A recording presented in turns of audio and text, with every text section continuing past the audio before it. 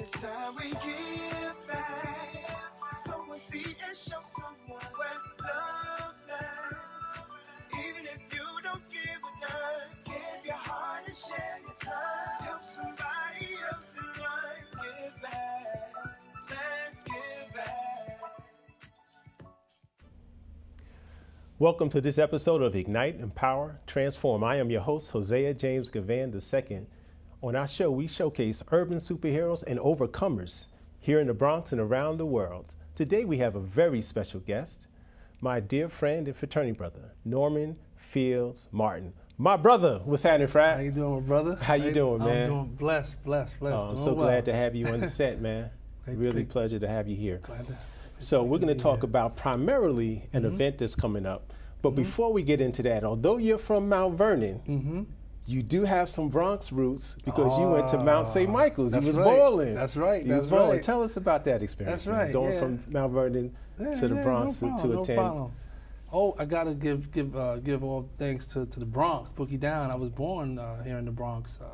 Lived in Tracy Towers for a little bit. Oh, I didn't know that. Okay. And found my way to Mount Vernon, but Mount St. Michael was where a lot of great things happened. You know, you had Sean P. Diddy Combs come out of there. And, was he there when you were there? He was there a little bit. I got there right after he left. Okay. Brother, I did. That's right. He did go to Mount St. Michael. Okay. And then there was another great ball player out of Seton. I went to Seton Hall, and then from there I just saw all these greats that was like, you know what, I think I'm gonna do that. So I was playing a little football, dabbled in basketball, and then long and behold, we won the state championship. Oh, really? My senior year, like some great guys like Jared Lockhart played for Pittsburgh. Okay. Brendan Dunlop played Virginia Tech. Okay. And I was blessed to be around those guys, and I walked on to University of Maryland. Okay. And you did. So you bowled in the Boogie Down. That's right. And then you brought your skills to the University of Maryland, Division I. Division I. That's right. That's what's up, man. That's what's up. How was that experience? Oh, you know how it is, brother. You know how it is. It was just, you got people that own Under Armour. Kevin Plank coming out of there. Right. Erica Bagu came out of Stepinac. I didn't know that. Played football there. Okay. And I had Joe Smith was just coming out when I was going in, and you had guys out of DeMatha, Terrell Stokes out of Sam McGrath, who actually won a national championship, was like 28-0 under Coach Bigsby, Bill Bigsby out of Philly. Okay. So we had a lot of camaraderie. Warren Dixon and those guys. What about the sportscaster that's on ESPN? Was he there when you were there? You know what I'm talking about? I know you're talking about Billis. Jay Billis. Scott. Wait, is it Scott? Scott or Billis? He comes on at night, like around 11, 12 o'clock. He was there. He was there with you, right? Yeah, he was there. Yeah. Okay, I can't remember. Well, we'll edit it in. Okay. But that's a great thing, man. So you got your degree in what? Got my degree. Well, I started off electrical engineering, and so I have about 2.5 years in that. When I finished off with economics. Okay. So I got a minor in theater. Oh, okay. So yeah, I dabbled in film. So this right here is a place to be right now. Okay. So when you I know you were doing some film stuff. I know you had launched some projects that you had been involved with. I remember us talking about that years ago.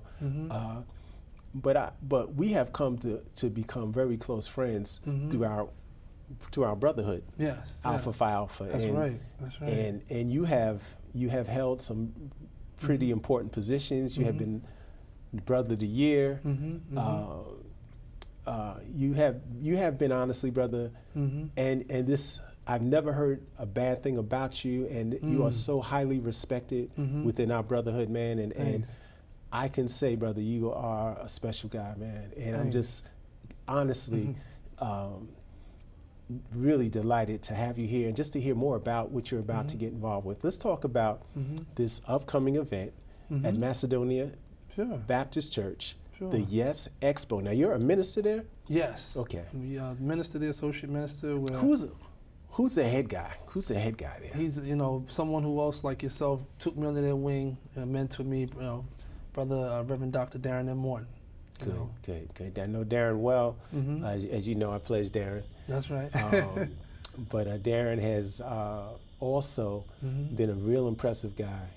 He has definitely, I'm not gonna say exceeded expectations. He has met expectations because we expected him to do well. But he's now the comptroller of Mount Vernon, in addition to the pastor of Macedonia Baptist Church. That's right. So you're a minister now. Before we get into the program, just talk about how you got into the ministry. So, when I came up in the Bronx, I went to, church there in the Bronx. And when I got to college, I got into some mission work on campus while also a student athlete. Okay. And I was, balancing the two. And then while I was there and I was also a student athlete, I got involved. So missionary work outside the country or within the U.S.? It was on campus, but the mission, and it was called University Bible Fellowship. Oh, okay. And they were doing like off campus outside other countries. So like athletes in action type stuff? Athletes in action, but they were also just Korean, Hispanic, African. Nice. It was worldwide. Okay. And what got me was there was a program called Team Maryland, and I really took off with that. It was my senior year. I got a chance to speak to students in different neighborhoods in Baltimore, Southeast DC, and just different athletes. But I became the representative, the spokesperson, just telling our story about, sacrifices, dedication, being committed, and some of the things you learn from the game that can transcend the game and life skills. Absolutely. And so from there it was this, my mother got into the ministry. She became a pastor, and it was all about, what church? So she's a First Presbyterian Church in Mount Vernon. Okay. But she's also a professor at New York Theological Seminary, where I'm enrolled in. Oh, is that right? Now that I did not know Yes. that. Yes. Okay. Okay. Yes. That's dope. Yeah. So you worked on your MDiv? Working on it right now, finishing my first year. Okay. She's actually my professor right now. Is that right? Your mom is your professor. Mom's okay. my professor. How is she? She fair? She's fair, and she just makes sure. Sometimes parents can be harder on their kids than everyone else. Right. Okay, that's interesting, man. That's interesting. Yeah. How are you enjoying the theological experience? I'm enjoying it because I take a lot from my work when I was speaking to youth and athletes and things of that nature, and now really helping. It really stemmed from working with youth and teaching. And working in youth shelters, and those that were coming up in the city just needed that model, needed that voice, and just really telling them, you got a chance to write your own story. And I try to incorporate hip hop and different ways to really connect with them. And from there, I just said, at some point you got to understand that there's a power greater than ourselves, and that's when I got it and really got connected to the ministry. That's what's up, man. Yeah.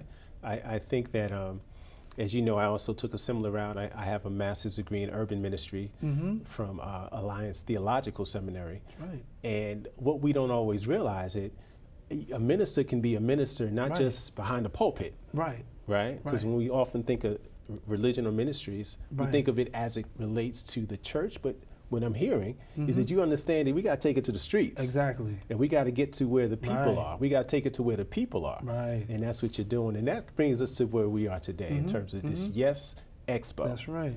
Tell us about that, brother. The Yes Expo, just I realized I was blessed, right? I was able to go into a program called Inroads out of high school, internships. And I've heard of Inroads. Yep, I got exposed to fraternities, but I realized that I had to do my due diligence to give back.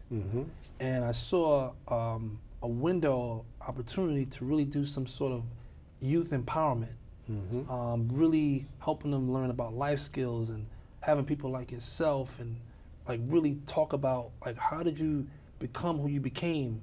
Because sometimes we see those models on the screen, but then, Dr. Eric Thomas, people like that, I look to, and I was like, what, we really gotta I really wanted to bring something back to the community and allow it to grow. So this will be our second annual one, and it's about just youth empowerment for success. The theme is, living purposely, serving faithfully, and turning the world towards God's love.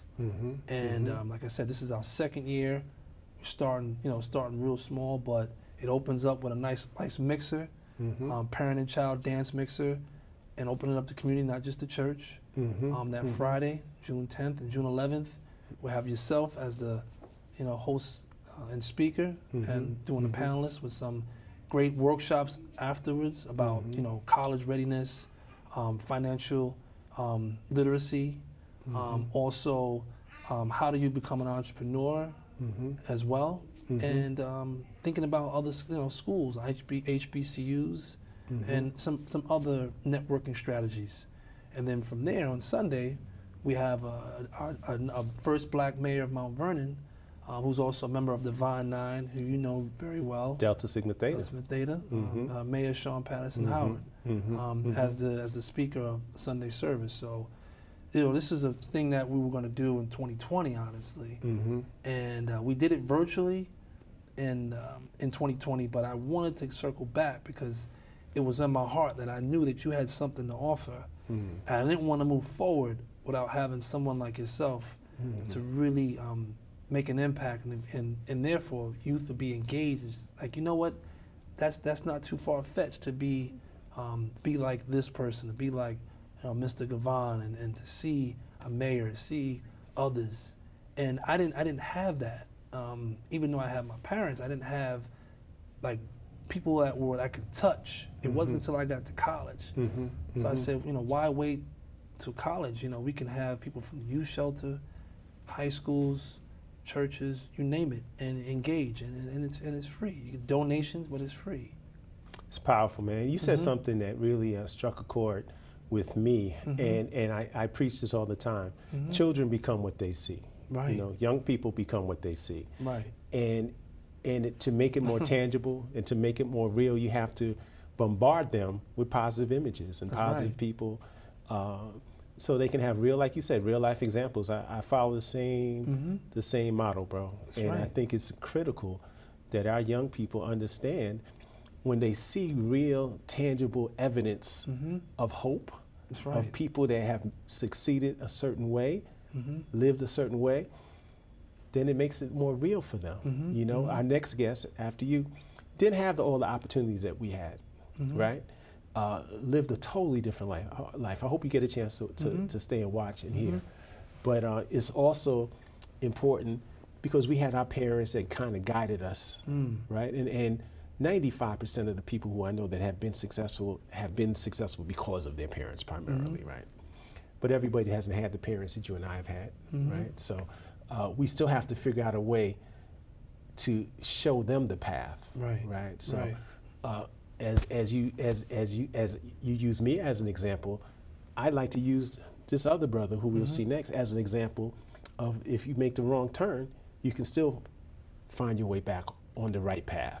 So that's right. That's good, brother. So we're about to close up this segment, man. You have been outstanding. Thank you. What are your closing statements? My closing statement is that, you know what, you have to choose you. And I always look at the power of words.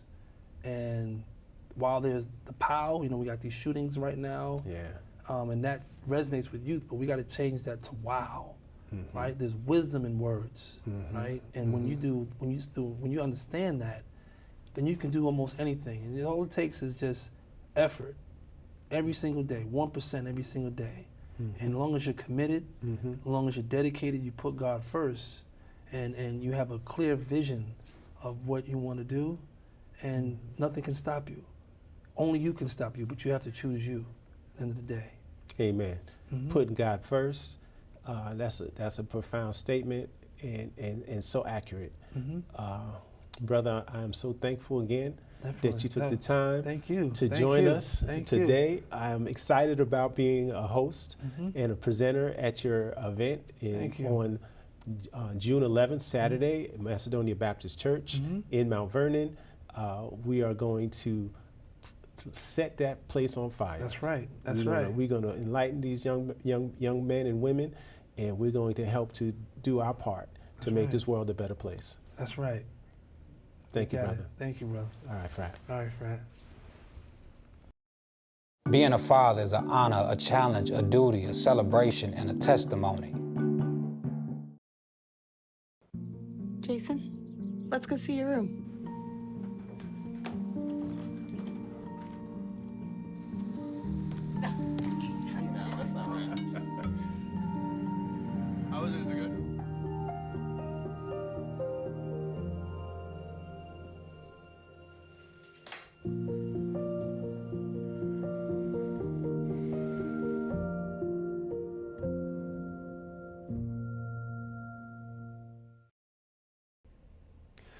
Welcome back to this second segment of Ignite, Empower, Transform. I am your host, Hosea James Givan II, and I am here today with Mr. Calvin Casino Washington. Calvin comes to us by way of one of my coaches, Coach Fred McKay. And Calvin, welcome, brother. Well, thank you. Hey, man, I want to just start out, talk a little bit about your history, the beginning, because you've had somewhat of a challenge in life, right? Yeah. Right. I think you're 40 now, right? 40. Yeah. So I'm 40, yeah. half of your life you spent incarcerated. Well, at this point, yeah, it's half of my life. Half your life. Half my life. Half yeah. your life you spent incarcerated, right? A little bit more. A little bit more than half. Right. Okay. So we're gonna break down the first beginnings of you. Tell us about that.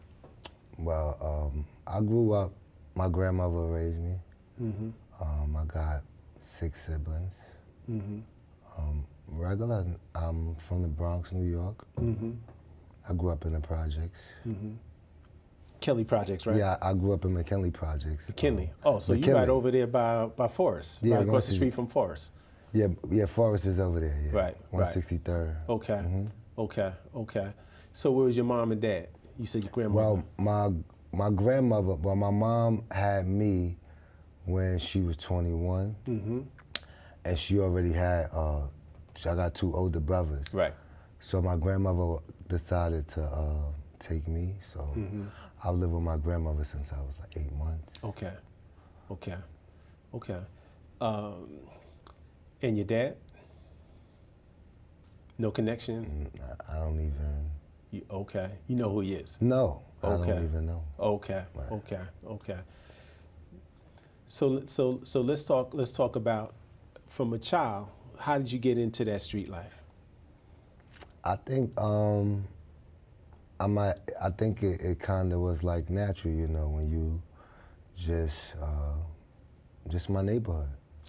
So you say the environment that you were Yes. in kind of catered to, or limited your options. Can we phrase it that way? Because we always make choices in life, right? And I'm trying to better understand how the choices were made and why the choices were made. Right.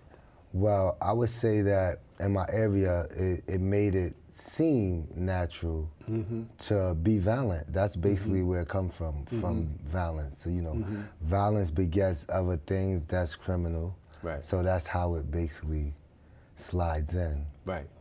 But when I was growing up, basically it was no programs or none of that. They had a baseball tournament they used to throw in 23 Park, but I didn't play baseball, Right. so that was out for me. Right. Other than that, we just had to stand on the corner and play right there, and Would you go to junior high school? Well, this was a good thing for me in 1994. In 1994, my grandmother was getting a little older, so she sent me to live on the Lower East Side. Okay. And then when I got down there, it was like a whole different ball game. It was like, I went to junior high school 56. Okay. It's over there on Madison Street. Okay. And I'm not gonna lie, that was a good school. It was good. They had mad programs down there. So going from one community where you saw in the community that you grew up in, where I worked in that same community for 12 years, there weren't any programs, right? And as a result, your options were limited. Yes. And unfortunately, you gravitated to the negative because there was more negative than positive, right? So it was easier to get to, basically. I would say that I might have chose to do some positive things if it was easier accessible to me. Let's get back to that, because I think we want to close out with your thoughts about some of the solutions and some of the things that need to happen to minimize people like you getting into situations like you got into.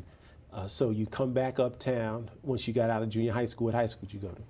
I went to Stewart Park Stewart Park. That's on in Delancey. that's downtown as well. Right. Okay. And you graduated from high school. Well, I didn't graduate from Stewart Park. Okay. I graduated from something called Freedom Prep. Freedom Prep. I heard of Right. Freedom I Prep. never graduated though. I just got my GED at Okay. that school. Okay. But you got your GED. Right. That's important. That's good. That's very very good. So there's a part of you that was very focused because everybody doesn't get their GED, man. Right. You had to have Well, some level of independence and focus to get that done. Right. Well, at the time I was a teen, and I was becoming a teen parent. And actually, when I got locked up, I was kind of realizing that I was about to be grown, you know. Mm-hmm. And my significant other was pregnant with my daughter at the time, and I was like trying to get jobs, and you know, I was pretty focused. Mm-hmm. So what happened? What happened is I went outside one day. I went to the store, and then they accused me of a homicide, really, and then I fought it. Wait, hold up, time out. You go outside, you go on your way to the supermarket, and then you get accused of a homicide? Yeah. How does that happen, man? Well, in my area, you know, there's a lot of gang violence No over question. there and stuff. So No question. in my area, there's a lot of bloods over there. So yeah. long story short, Are you down with them? well, I participated when I was young. You know, Okay. when I was younger, that's what I was involved in. Okay, because I see you got red on now. So. Right, it's my favorite color. Okay, you know. okay. So when I went outside, it's a whole group of people out there. Like the whole projects is everybody's together. They're with the gang and all of that. So a situation happened in the projects, and somebody gets shot, and everybody just dispersed everywhere. Right. So it's like 50 people go this, 20 go this way, 30 go this way. This was like in the summertime of 2000. It was a lot of people outside. Right. And well, instead of investigating, the police just said, pick me. But that's what I feel. Wow. Right. Instead of doing an investigation, and you know, I used to watch them shows where they be really doing it. I went through my paperwork. They didn't do none of that, you know? Wow. They just said, all right, put me in a lineup, 18-year-old with 4